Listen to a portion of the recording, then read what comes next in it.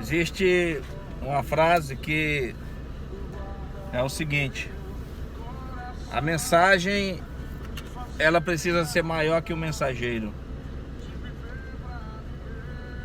Existem pessoas que elas já passaram muitos anos, mas a mensagem ela continua ecoando na eternidade.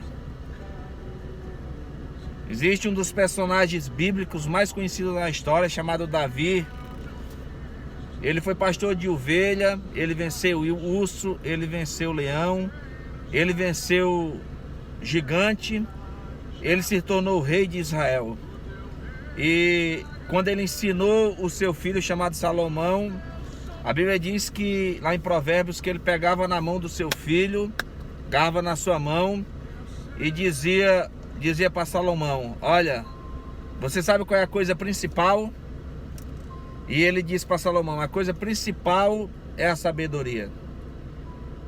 Muitas pessoas elas conseguem até chegar aonde gostariam de chegar, mas elas não conseguem manter, elas não conseguem permanecer. Muitos até conseguem construir algo relevante na sua vida e na sua história, mas por falta de sabedoria colocam tudo a perder, aquilo que conquistaram, aquilo que tiveram. Seja ele em que nível for, familiar, espiritual, financeiro, em várias áreas, né? E eu gosto de dizer sempre: perca tudo, mas não perca a sua credibilidade. E por isso que mais importante do que o mensageiro é a mensagem. Porque quando o mensageiro se torna maior que a mensagem, isso se chama fama. Mas quando a mensagem se torna maior que o mensageiro, isso se chama ter relevância naquilo que está falando. E quando nós olhamos para a história de muitas pessoas, nós podemos ver que muitos deles, durante um tempo, eles viveram a fama, mas a sua mensagem não foi maior que eles. Eles morreram e junto com eles também aquilo que eles estavam transmitindo ou aquilo que eles estavam falando era apenas um eco. Apenas um eco, né? Apenas a reprodução, e a mensagem era irrelevante, não tinha relevância.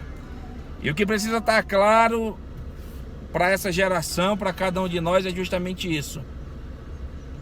A nossa mensagem que nós estamos passando, o nosso comportamento, as nossas atitudes, qual o legado que nós estamos deixando? Porque legado não é o que você deixa para as pessoas, mas o que você deixa nas pessoas. Eu sempre gosto de dizer que as pessoas podem até se esquecer de um presente que você as deu, mas jamais elas se esquecerão da forma como você as fez se sentirem. Jamais elas se esquecerão. Então, o legado é aquilo que você deixa nas pessoas. Herança é aquilo que você deixa para as pessoas. Mas o legado é muito mais importante do que isso.